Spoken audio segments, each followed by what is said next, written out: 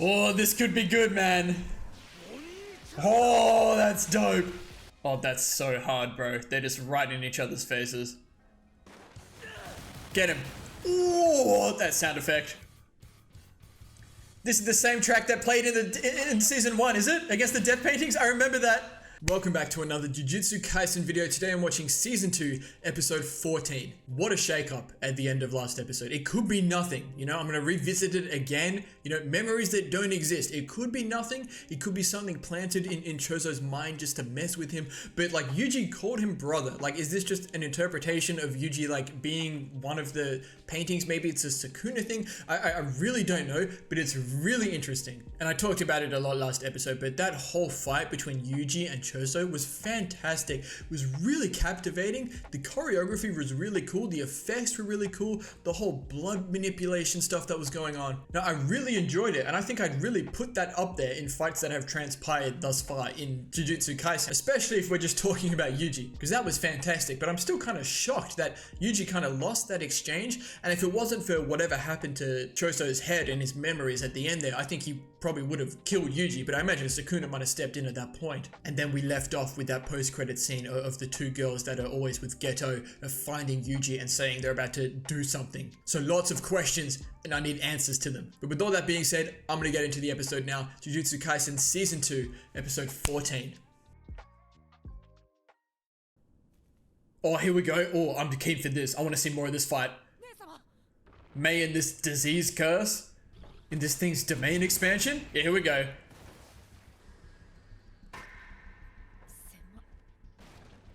All the attacks are guaranteed to hit, man. Uh-huh.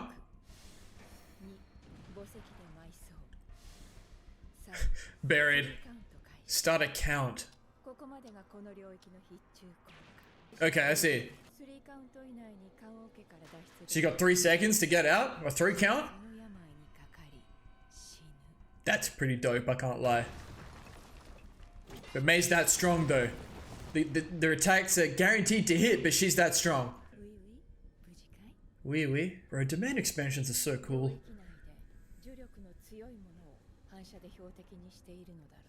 Yep. Okay, can she use those somehow? Whoa. I see. I see. Make them the target. Yep.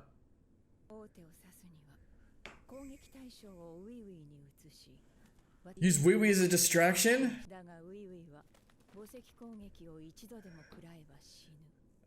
There's just no way. Sorry, something flashed there. I need to see what it was. It's a shot of Wee Wee. He's dead. You can see he's got the disease, whatever it is. That's insane. So hopefully we don't get there. There's no way we do this, man. And he's about it. I mean, this is the only way?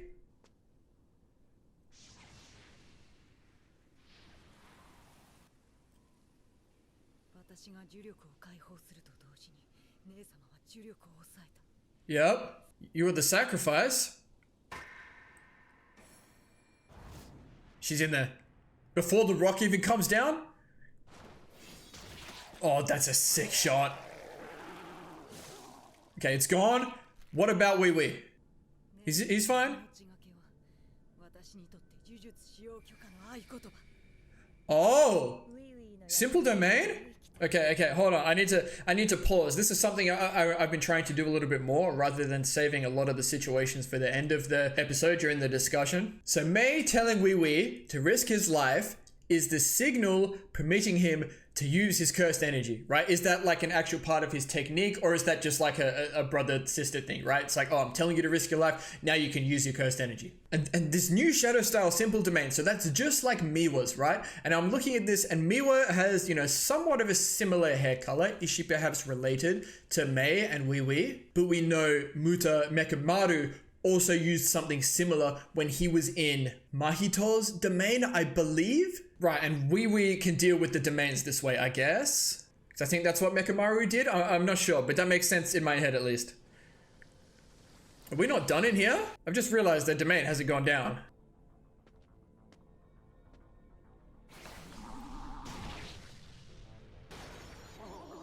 The crow? That's sick. Is that it now? Do we get out? Oh, Jesus.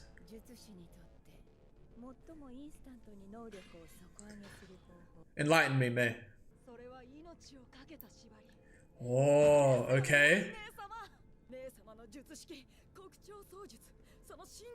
Blackbird manipulation. Kamikaze bird strike. I love it. I love it.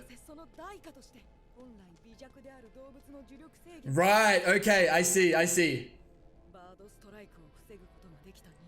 Oh, that's so cool, man.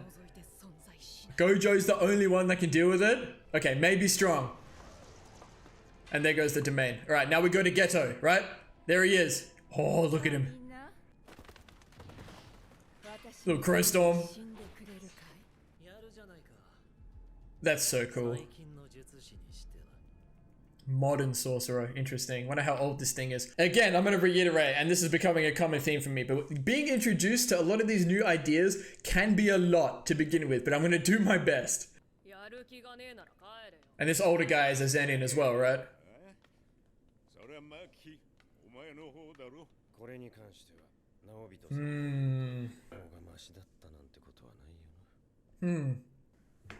Who? Mahito? Jogo?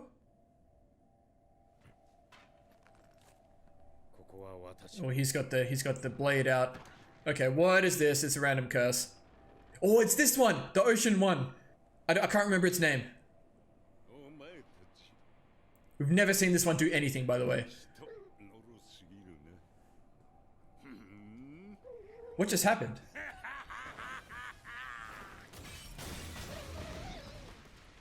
Hello? It's saying. Alright, so he's not messing around. His technique, man, that was sick. This thing talk or what? What is it doing? Jogo?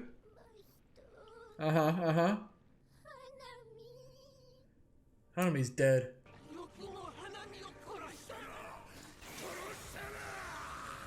Oh my god, what are we doing here? It's like a... What? You were still a curse womb? That's kind of dope.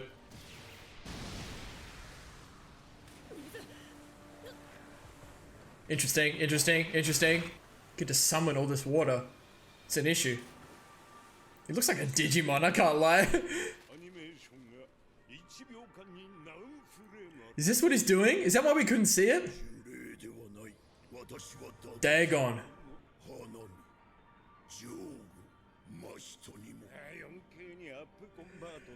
He's spitting. Dude, they're back and forth right now. There's this build going on in the background right now.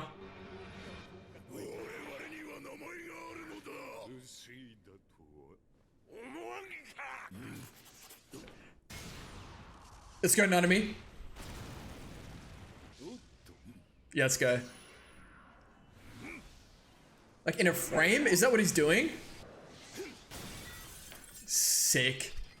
Nanami is clutching up this season. Oh, look at him. Endless HP. I love it. Here comes a good track. This thing is strong, man. It's up there. With Mahito and Hanami and Jogo. Maybe even stronger than that. Okay, here we go. Strap in.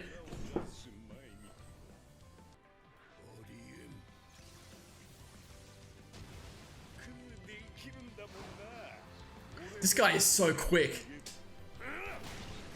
Nice. Dude, this guy is so quick. Or... Dude, his frame rate is up. Projection sorcery. Okay, talk to me. Naobito Zenin. 24. Oh, shit. Oh, that's so cool.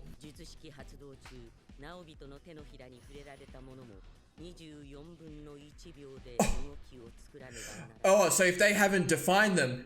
Yeah. I see. So if they don't know what's going on, they're just going to get frozen for that second.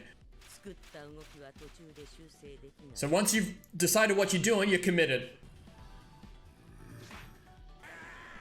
What's he trying to do? Domain expansion? I like how we're getting comparisons to Gojo here. Mei's technique compared to Gojo. Gojo's the only one that can stop it. And this guy was the fastest, except for Gojo. They've all got different things. What does that mean? Yori's Tenko? Hello? Oh, it happened. Did it happen? Did it happen? Is he gone? He's in his domain. And this is the place where the curses were in season 1, right? They're inside his domain expansion this whole time? Oh, stop it. Dude, what does he hit him with? Like a massive tsunami? Yori's Tenkai. They're all in there. Okay. We need help. Oh my god. I don't like where we are right now. Falling. Hello? Anti-domain technique. Okay. Right, okay. That's pretty handy in this situation. But what about Nanami and Maki though? Holy shit. Woo-wee! The moment you feel contact.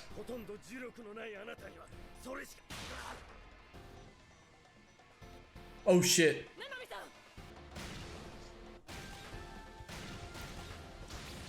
He's fine. We don't have to worry about this guy. He's fine. Oh shit. So he wasn't even targeting Maki, right? But only 30% was at Nanami and did that much?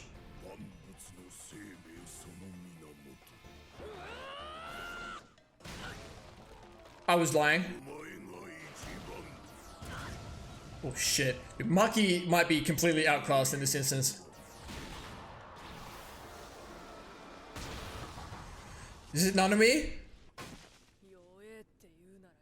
It was a Maki?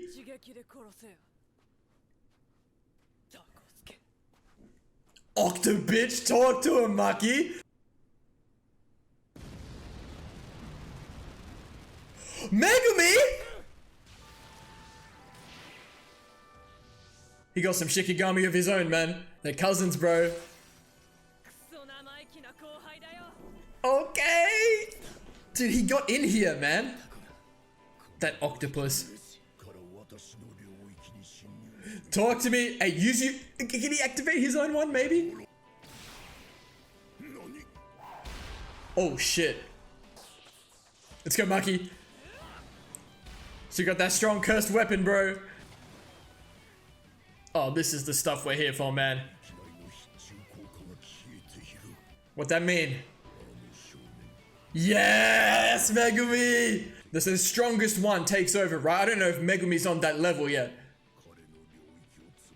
But it's doing enough.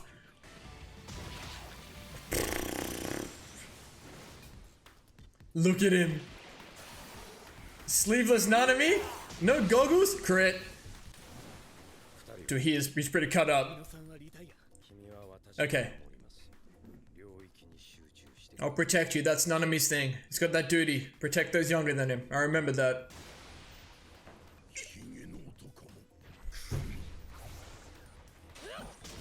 Let's go. Good. Bro's missing an arm, bro.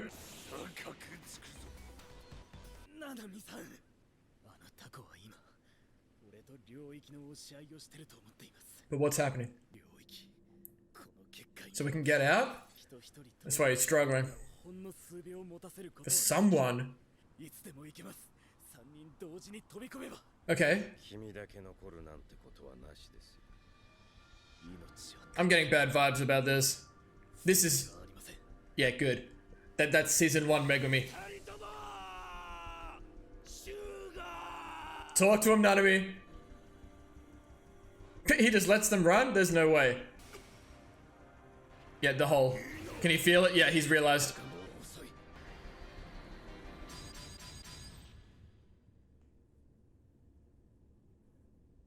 Who?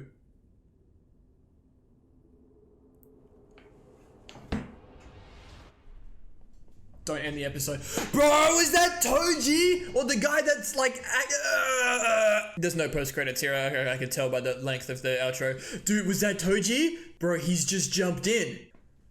Bro, I completely forgot that this was even a thing. That this guy was running around like looking like TOJI, but like TOJI's like soul took over. I don't know. What does this mean?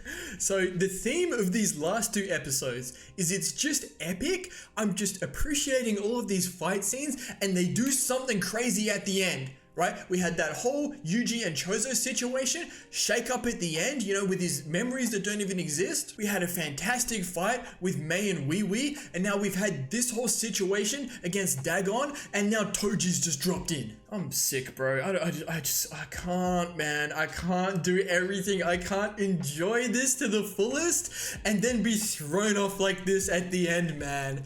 Dude, Jujutsu Kaisen has so picked up this season. Like, it's just, season 1 was fantastic, don't get me wrong. But this is doing things on a much deeper level for me right now. Alright, so in contrast to last episode, where I didn't really go back and really delve into the details of Choso's blood manipulation, because I could just look at it and go, okay, that's epic, I don't need to go back to that. But I can look at Mei's situation with Wee Wee and kind of unpack that a little bit more. I did talk about it during the episode, which I do want to make more of a point of doing, to actually pause and talk about things as they happen, rather than leaving the bulk of it for here in the discussion. But that was sick, and I'm wondering if this is part of Mei's entire technique, right? When she can use the crow, I need to go back and actually grab the details because it's really cool. So we know that Mei can share her senses with these crows, right? And I'm wondering if it extends to other animals, or but based on the name of the technique, blackbird manipulation and bird strike, I'm imagining it might just be the crows. But she says to Wee Wee, what is the greatest way to increase a sorcerer's base power? And Wee Wee says it's using a pact that puts your life on the line. And I'm wondering if that's what she did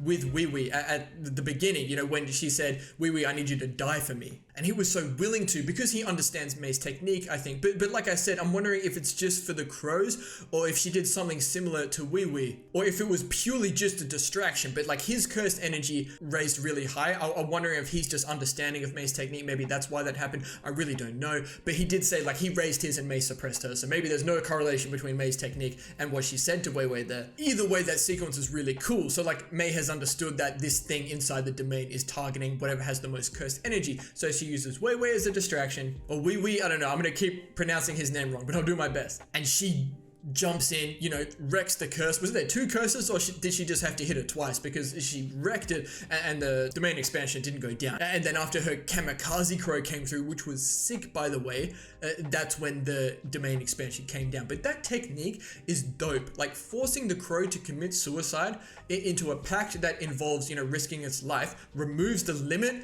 of cursed energy the crow can have. And what's sick about this is they said the only human that can't dodge this attack is Gojo, and they referenced that again with the older Zenin guys. I've forgotten his name. It's up here now. Bito, with his speed and his technique, which is also sick, by the way. I'll talk about that soon. The only one who can dodge that is Gojo. I just love all the comparisons to Gojo. Like Mei is strong in her own right here. She has something that can only be stopped by Gojo. And now Bito Zenin, he also has something that can only be stopped by Gojo. I just love all this comparison to how strong these sorcerers are. And I know they're only talking about like other humans, other sorcerers. They're not talking about the curses, for example. Just how strong they are in their own rights, and then it's just always comparative to Gojo. Like we know Gojo is just on that other level, but having people like Mei and now Bito here also have their own thing that really puts them like not quite on Gojo's level obviously, but up there in their own right is really sick. But we still have a good fight set up for Mei and Wei Wei. Geto was still out there waiting for him. He's got one of his curses,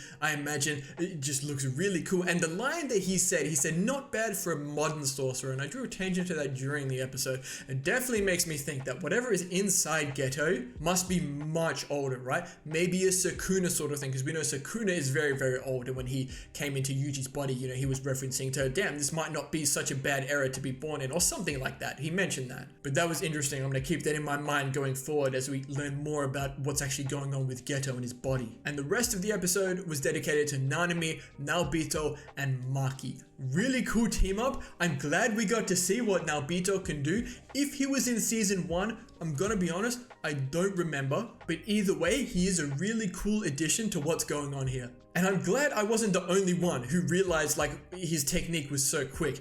I'm glad we're seeing more of Dagon as well, because we saw none of him in season 1. We knew he existed, he was with the cursors, they were all chilling inside his domain expansion that whole time at the beach. That's where they would go when they were off, in their meetings on that beach. But he's out there, you're not really sure, like, can he even do anything? Now Bito's like snapped him up inside one of his frames immediately, and then he's like shed his shell, and he's just this sick looking form, with wings. He's got like that octopus kind of face like Davy Jones from Pirates of the Caribbean situation, and he gives me like Digimon vibes. Nothing like what I could have expected from Dagon. Really cool, like he has this different form, and he was so much stronger in this form, but now Bito and his technique was like too much for him, and that's sick. So he's like on like 24 frames per second situation, so he can like predetermine his movements like within reason, and it said like if he tries to do something that's like too unrealistic, he'll get frozen, but in that second he can like predetermine his movements, and that's how he moves so quickly. Such a cool concept. And when he uses it on an opponent, if they haven't predetermined their movements, they just get trapped. So if you don't know what's going on, you just end up in that frame, and now Bito can do with it whatever he wants. That's why it happened like so quickly. Like Nanami and Maki didn't even realize what's going on, and I'm sure none of us were meant to either. But that was really cool, and Dagon got forced into using his domain expansion. We go into the beach, all 3 of them are in there, and it's not looking good, like, cause we know how domain expansions work, all the attacks are guaranteed to hit. So I'll draw attention to now Bito's anti-domain technique as well, because Wee was also using simple domain, right, which we know is Miwa's thing, but also Mekumaru or Muta was using to deal with Mahito's domain. So all these extra domain things, I forget the specific details on how simple domain actually works with domain expansion, but whatever it was, Mei did say that Wee-Wee's deal was to deal with domains like this by using the simple domain. I'm sure there are more details like specifically that I'm missing about that, but that makes sense to me. And now Bito uses some technique passed down through the Zenin clan. He says, I forget the name of it, it was like secret technique blossom something crazy, but what it does is as soon as the guaranteed attacks like land on him, his own cursed energy like deals with it. So that's really cool. So he was dealing with the domain just fine. But Maki was clearly outclassed. She's not on Naobito or Nanami's level, but she was able to hold her own. Like, she wasn't given a lot of attention. Like 70% of Dagon's power was going towards Naobito, and the other 30% went to Nanami. And I was like, damn, he got swallowed up. And it was only 30% of Dagon's power. But we saw that Nanami did survive that. He just got ripped up quite a lot. And Naobito ended up losing an arm, right? Maki is actually relatively unscathed, and I imagine that's because Dagon wasn't paying too much attention to her, because he could tell that she was the weakest. And then Megumi comes in. That's just something I was not expecting at all. We know he was with Ino. He must have left him somewhere to recover. And now he's coming here. He's come into the domain, and he's trying to lay down his own one, right? That we saw at the end of season 1. And he's not trying to, overpower Dagon's domain. He's trying to open up a hole for everyone to get out of. But that whole sequence was really cool, right? Especially with Nanami coming back in, trying to defend Megumi. Again, Nanami's looking really sick throughout all of this. And just as we're about to have this whole situation come about, so Nanami's called over Maki and Naobito. Megumi's going to open up a hole. We're all getting out of here, right? Dagon's onto it. He's come flying in, and then freaking Toji has fallen in. And at this point, I'm like, is it actually Toji? Is it just his soul? Is it still this other guy's body? There's still so many damn questions, and like, I didn't have this problem in season 1. There was a lot of trying to understand what's going on, but a lot of these questions like this just weren't popping up like this. So now the questions being asked of us, like, what is this Toji situation? I need more details about that, obviously. What in the world's going on with this Yuji situation? And Choso, like, what are these memories that he's seen? What's actually happening with Geto, like, and this thing that's inside of him? Like, this show has just really evolved throughout this whole Shibuya incident arc. And you have to respect it, and it demands attention. And it's very hard to keep track of everything, like I said, because you're trying to read subtitles, you're trying to watch what's going on. Everything's being explained like as it happens, and it's so much to keep track of. A lot of these things you just have to look at in the moment and go, okay, that's really cool. And they do a good job of explaining it, but it's just so much to take in. But the one thing that I can say with great confidence about all of this is that I am very satisfied with what's going on. I'm so glad I rewatched season 1 and really refreshed myself on everything that's going on, got attached to the characters again, because I feel so invested in what's going on right now, and that's exactly where I want to be. Still a lot of characters I want to see, you know, have some moments throughout all of this, you know, like Panda. I wonder if Toto is going to come in as well. I'm still waiting for Yuta. I don't know what's going on. Where is he? I need to see my boy Yuta come in and actually do something with this. And the whole time Maki was in trouble like this, because we know Yuta and Maki, you know, they got a little connection going on. I'm like, is Yuta going to come in and be the one to save Maki? But no, it was Megumi, her cousin, which was damn near just as good in my opinion, especially with him starting to use his domain expansion again. But with all that being said, I'm going to stop myself because I could just rant on about this for a long time, but I'll save a lot of this for next episode and to see what happens with all of this crazy stuff going on. So thank you all so much for watching. If you enjoyed the video, please feel free to like and subscribe to the channel if you want to see more content like this. Please continue to leave your comments and feedback down below. You know I always appreciate it, and we'll see you all in the next episode of Jujutsu Kaisen.